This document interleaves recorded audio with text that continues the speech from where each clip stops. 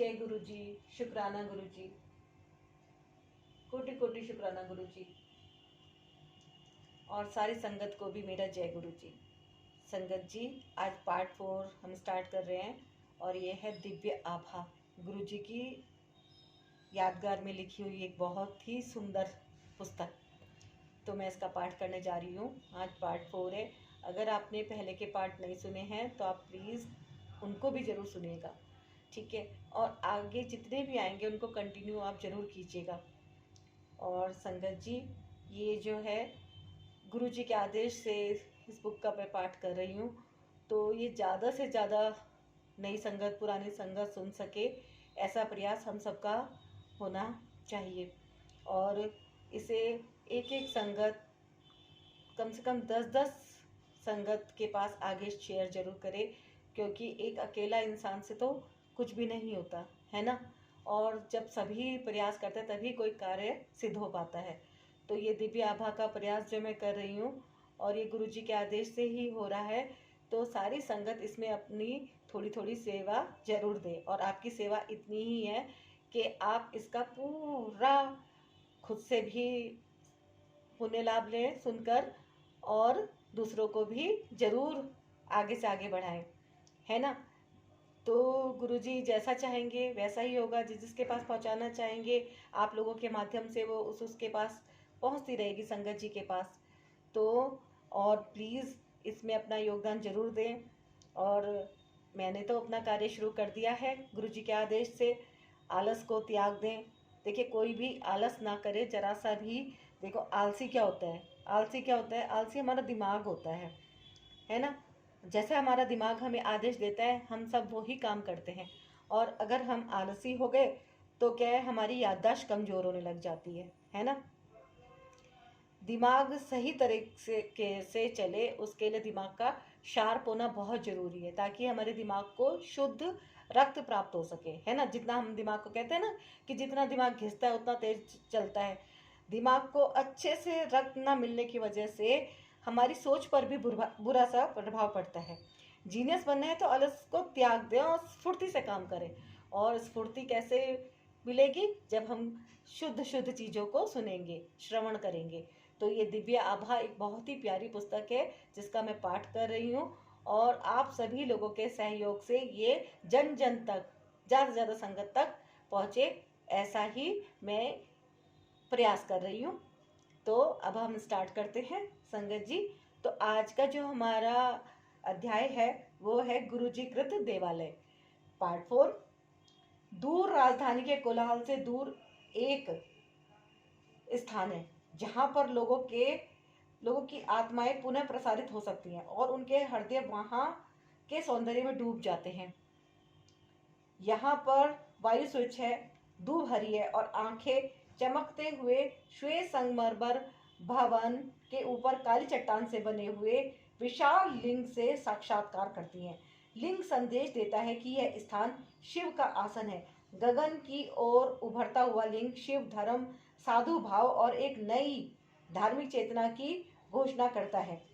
प्रवेश करते ही ज्ञान एवं प्रतिभा के धनी गणेश की लघु मूर्ति आगंतुक का स्वागत करती है। उसके थोड़ा आगे बाहर उद्यान में एक अति सुंदर युवा शिव की प्रतिमा स्थापित है। कर्पूर गौरम करुणावतारम संसार सारम भुजगेंद्रहारम सदा वसंतम हृदयारविंदे भवम भवामी भवानी सहितम नमामि। संगत जी, ये जो बड़ा मंदिर गुरुजी ने बनवाया है, ये उसका विवरण पूरी तरह से दिया गया है। कृपया ध्यान लगाकर, मन लगाकर सुने। उनके विशाल करुणा से पूरित सुंदर नयन खुले हुए हैं, मुख अर्ध मुस्कान से आनंदित है और एक हस्त आशीष देने के लिए उठा हुआ है। वह एक अति विशाल कमल पुष्प पर विराजमान है और उनके सिर के ऊपर शेषनाग की छत्र छाया है। अंदर मंदिर में पीतल निर्मित महेश्वर इसी मुद्रा में विराजमान है। उल्लेखनीय है कि महायोगी शिव तपस्या नहीं कर रहे हैं।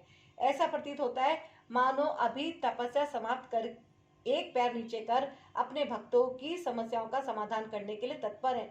मुख्य कक्ष में ओम नमः शिवाय सामने दीवार पर अलंकृत है।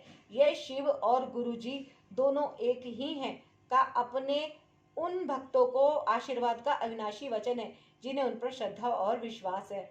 सच्ची बात है। वहाँ जाकर तो मन में बहुत आनंद बढ़ जाता है। मैंने स्वयं अनुभव करा है और काफ़ी संगत वहाँ पे जा चुकी होगी, उनका भी अपना पर्सनल यही अनुभव होगा, ऐसी मुझे आशा है। असंभव लिंग निर्माण।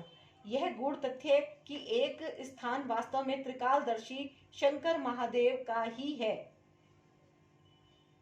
यह गूढ़ तथ्य है कि यह स्थान वास्तव में त्रिकालदर्शी शंकर महादेव का ही है। निर्माण काल के समय हुई विलक्षण घटनाओं से, निर्माण से संबंधित और जो वहां पर सदा जाते रहते हैं उन महानुभावों के अनुभव से स्पष्ट हो जाता है। मंदिर निर्माण के समय कार्य में अनेक बाधाएं आई और प्रत्येक अवसर पर चमत्कारिक रूप से वह दूर भी हो गई।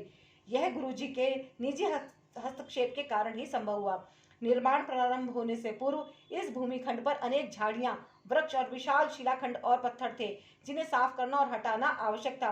परंतु हर झाड़ी और पत्थर के नीचे सर्प था, एक को हटाने पर और प्रकट हो जाते थे। यह देखकर वहां पर कार्य करने वाले कर्मी भाग गए। अधिक निर्माण प्रभारी रघुवीर नामक एक सिख भक्त, संयोग से जिनकी दृष्टि अति क्षीण थी, गुरुजी पर विश्वास रखने वाले श्रद्धालुओं के लिए एक और प्रसंग ने और कर्मी बुलाए, किंतु इतने सांपों को देखकर वह भी भाग गए। अंततः रघुवीर ने गुरु जी को इन समस्या से अवगत कराया। गुरु जी ने मुस्कुराकर रघुवीर को निर्देश दिया कि वह और कर्मी किराए पर लाए और आश्वासन दिया कि यह समस्या पुनः नहीं होगी। और ऐसा ही हुआ। अगली बार जब कर्मी आए तो इस खंड में एक भी सर्प नहीं था। मंदिर का निर्माण कार्य वर्षा ऋतु में प्रारंभ हुआ था। हर बार जब कंक्रीट डाला जाता तो वर्षा रुक जाती। निर्माण कार्य में लगे हुए लोगों को शीघ्र ही विश्वास हो गया कि यह संयोग नहीं है। गुरुजी स्वयं कहा करते थे कि घटनाएं चयन से होती हैं, देव योग से नहीं। गुरुजी का आदेश था कि मंदिर का गुंबद लिंग की आकृति में होगा। यह तभी संभव था जब उसको ठोस आधार दिया जाता, परंतु गुरुजी इसके विरुद्ध थे। वास्तुविद का मानना था कि यह अव्यवहारिक है और उन्होंने इसका भरपूर विरोध किया। तथापि निर्माण गुरुजी के आदेशानुसार प्रारंभ हुआ। अब दिल्ली में एक ही राजगीर था जो यह कार्य करने में सक्षम था, परंतु उसे ढूंढना सरल नहीं था। रघुवीर ने उसको कैसे खोज निकाला, यह स्वयं एक सत्संग है। निर्माण करते हुए लिंग का निचला भाग बिना समस्या के बन गया, किंतु ऊपरी भाग में दरारें आ गई। रघुवीर को इस समस्या से अवगत किया गया। उन्होंने ठेकेदार को पुनः निर्माण करने को कहा, किंतु फल वही रहा। अब समस्या निदान हेतु गुरुजी के समक्ष रखी गई तो उन्होंने उत्तर दिया कि उनको पुनः प्रयत्न करने को कहो। इस बार वह उसको आधार देंगे। फलस्वरूप कार्य तीसरी बार पुनः प्रारंभ किया गया और इस बार ऊपरी वृत्ताकार भाग बिना किसी कठिनाई के, बिना किसी दरार या रुकावट के पूर्ण हो गया। गुरुजी द्वारा दिए गए आधार से दोष समाप्त हो गया, उसे आवश्यक शक्ति प्राप्त हुई और लिंग निर्माण संभव हुआ। यह वास्तव में अचरज की बात है कि गुरुजी की अलौकिक शक्ति किस प्रकार से इस रचना को संभाले हुए है। निर्माण के समय शिवलिंग में हल्के भार और हल्के रंग की टाइल लगाई गई थी। बाद में इनको काली ग्रेनाइट से अंतरित कर दिया गया। तत्पश्चात लिंग के मध्य से एक भारी भरकम फानूस भी टांग दिया गया। इस प्रकार न केवल एक असंभव रचना हुई, इस पर वजन भी डाल दिया गया। यह गुरुजी की कृपा ही है, जिसके कारण लिंग अपने स्थान पर इस विश्व के भौतिक नियमों के प्रतिकूल आज भी स्थिर है। जय गुरुजी, शुक्राना गुरुजी। सारी संगत बोले जय गुरुजी, शुक्राना गुरुजी। चमत्कृत भूमि मंदिर और उसके परिवेश के निर्माण के समय पूर्ण रूप से प्रत्यक्ष हो गया था और अब भी है कि इस स्थान पर त्र्यंबकम की कृपा है। अनौपचारिक दर्शक भी वहां के फूल पौधे और वृक्षों की विशिष्ट उपज देखकर अचंभा में पड़े बिना नहीं रहते। एक महिला ने अपने कृषि भवन के लिए खरीदे हुए फूल के कुछ बीज जब यहाँ पर उगने के लिए डाले तो वे यह देखकर आश्चर्यचकित रह गई कि उनका आकार अपने यहाँ उगाए हुए फूलों से दुगना था। एक बार गुरुजी से मंदिर की दूब पुनः बिछाने की आज्ञा ली गई। उन्होंने सहर्ष यह प्रस्ताव स्वीकार कर लिया, किंतु अधिक समय शेष नहीं था। मंदिर में एक आयोजन का समय बहुत निकट था। देवालय के माली ने तो अपना कार्य पूर्ण कर दिया था, पर धूप बिछाने के बाद यह स्पष्ट हो गया कि यह निर्माण दो कारणों से अनुचित था। प्रथम, धूप को पूरी तरह से उगने के लिए अधिक समय की आवश्यकता थी। दूसरा यह कि जिस प्रजाति की धूप डाली गई थी वह पहली कटाई से पूर्व पैर में चुभती है और उसके पश्चाती मलमल की तरह नरम होती है। समय के अभाव में ये दोनों असंभव प्रतीत हो रहे थे, किंतु कुछ ही दिनों में दूब की आश्चर्यचकित करने वाली वृद्धि को देखकर सब विस्मित रह गए। दूब की पहली कटाई आयोजन से काफी पूर्व करी गई और उपज इतनी अधिक थी कि आयोजन से पूर्व एक और कटाई की आवश्यकता पड़ गई। आयोजन के समय प्रांगण में दूब की उत्कृष्टता देखकर आगंतुक प्रशंसा किए बिना नहीं रहे। इस प्रसंग को सुन और देखकर दूब के विशेषज्ञ भी विश्वास नहीं कर पा रहे थे। जय गुरु जी, शुक्राना गुरु जी। संगत जी आगे है सर्वव्यापी गुरु जी। देवालय में यदा कदा कुछ आश्चर्यजनक घटनाएं होती रही हैं जो दैविक अलौकिक शक्ति की ओर संकेत देती हैं। मंदिर में दर्शकों ने अक्सर प्रांगण में शिव की प्रतिमा के भाव बदलते देखे हैं और वर्ष 2006 में होली के अवसर पर मुख्य सभागार गृह में पीतल की शिव प्रतिमा पर एक स्थान पर रंग लगा देखा गया। यह सुनिश्चित है कि सर्वव्यापी गुरु जी की दृष्टि सदा मंदिर पर रहती है।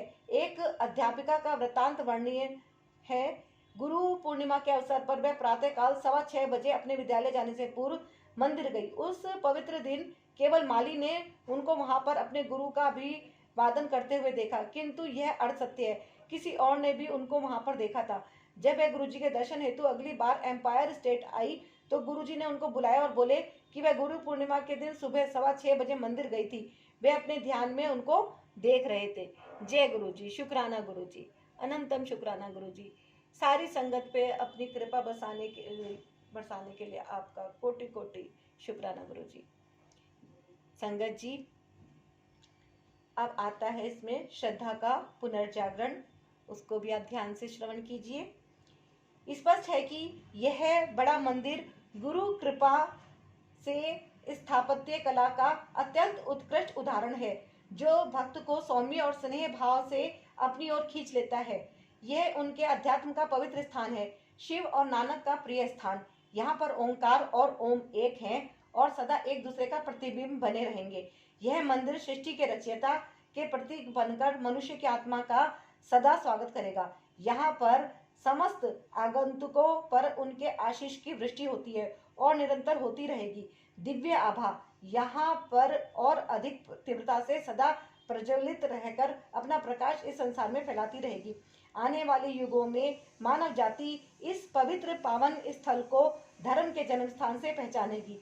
हमारे जीवन काल में बड़े मंदिर को सर्वोच्च सम्मान प्राप्त होगा और नवीन धार्मिक चेतना का उदय होगा। यहाँ पर आशीष पाने वाले समस्त भाग्यवान पुरुषों, महिलाओं और बच्चों के द्वारा पूर्ण विश्व में सद्भावना और शांति के युग का शुभारंभ होगा। उल्लेखनीय है कि शिवलिंग का पुनरुत्थान हुआ है, उसका आरोहण आने वाली मुक्ति की उद्घोषणा कर रहा है। नियति के क्रूर हाथों द्वारा पीड़ित रोग एवं अज्ञान से मुक्त होंगे, व्याप्त पापों से बंधित और पराजित नवीन शक्ति और साहस प्राप्त कर विजयी होंगे। केवल आस्था और निर्भयता की छोटी सी नौका, जिसकी पतवार मात्र सदगुरु के शब्द और कृपा है, से सहजता से उत्पीड़न के सागर को पार करने का जिसकी पतवार मात्र सतगुरु के शब्द और कृपा है से सहजता से उत्पीड़न के सागर को पार करने का सामर्थ्य मिलेगा। पथिकों की ओम नमः शिवाय शिवजी सदा सहाय की पुकार से उनको विश्राम स्थल मिलेंगे। संकट और अत्यंत कठोर यातना काल में देव स्थान में अंकित यह शब्द गुरुजी के परिश्रम से अनेक हृदयों और मन पर चिन्हित उनके हुंकार मित्र रक्षक प्रेम और एकमात्र दिशा दर्शक होंगे। अधर्म अपनी चरम सीमा पर पराजित होगा और भक्त सुरक्षित रहेंगे।